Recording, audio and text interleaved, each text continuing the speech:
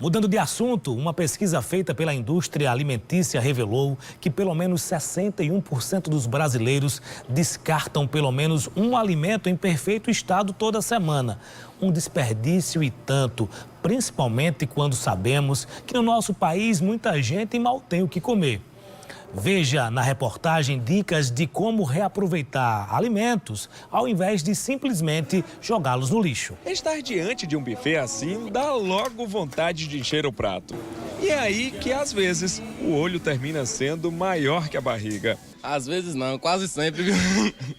Quase sempre acontece, mas é normal, acredito que é normal do ser humano. Na fome fala mais alto. E como nesse restaurante aqui não tem balança, um prato cheio para o desperdício, uma mensagem no quadro já tenta despertar nos clientes a preocupação com o problema. E isso não é só para evitar prejuízos ao estabelecimento. Aqui, de tudo se reaproveita para que o mínimo possível vá parar no lixo. A gente reaproveita todas as cascas de verduras, de legumes que a gente faz no mise en place para servir na salada. A gente utiliza as extremidades da tomate, da cebola, da batata como base para molhos. Depois de cozidas, dá para triturar e fica um molho muito legal, muito consistente, muito sedoso também. Algumas cascas também dá para fazer chá para adubo de planta, dá para colocar diretamente, porque quando elas entram em decomposição, a terra absorve aqueles nutrientes. Só que esses cuidados para se evitar o desperdício, infelizmente, não são um hábito muito comum aqui no país.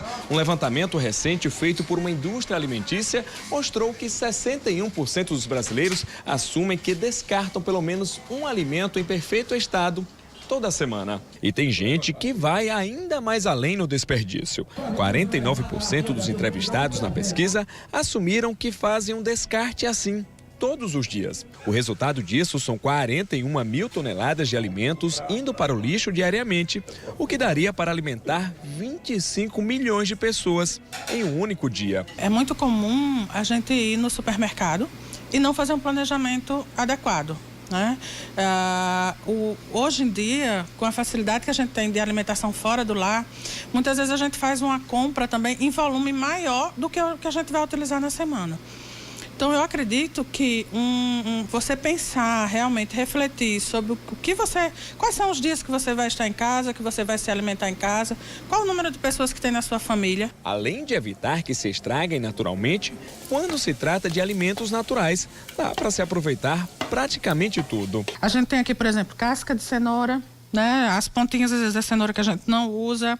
A gente tem aqui da batatinha também, batatinha inglesa, que a gente pode ir juntando na semana, né? Aqui eu tenho talo de couve-flor, pode ser talo de brócolis também, tá?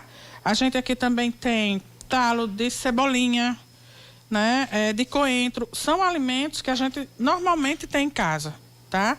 E o que é que eu posso fazer com isso tudo? Cebola também, já não pode esquecer que muitas vezes ficam as sobras de cebolas, a casca, tá?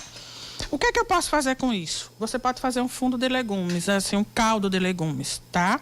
Esse caldo, ele pode servir de base para você fazer uma sopa, um feijão, um arroz, muito mais nutritivo e muito mais saboroso. Inclusive, para a gente não fazer uso daqueles pozinhos mágicos e quadradinhos mágicos que a gente costuma usar. Os condimentos, né? Isso aqui é sabor, né? E o que a gente pode acrescentar um pouquinho mais? Uma folhinha de louro, cravo, pimenta em grão, pimenta do reino em grão. Leva ao fogo 45 minutos em fogo baixinho para não deixar ferver, para não ficar muito turvo. E depois você coe e tá pronto.